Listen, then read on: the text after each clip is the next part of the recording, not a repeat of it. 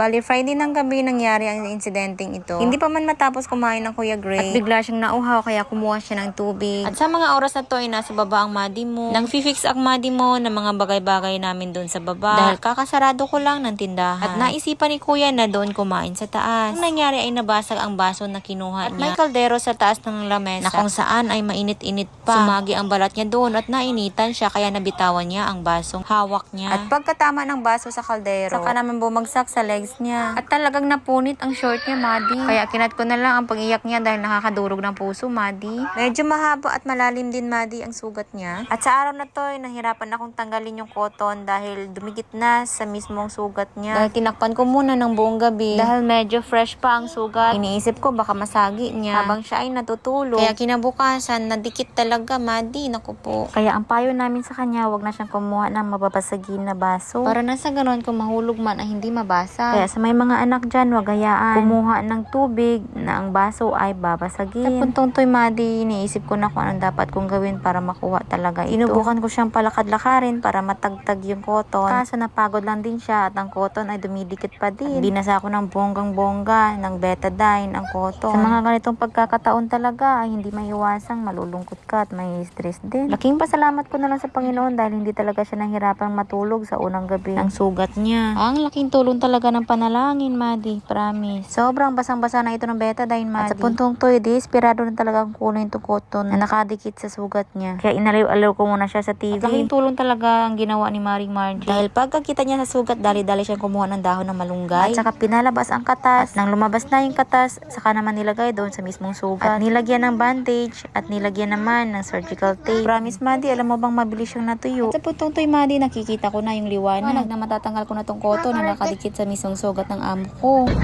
Jesus name. Woo! Wa na. Gorgeous Ma.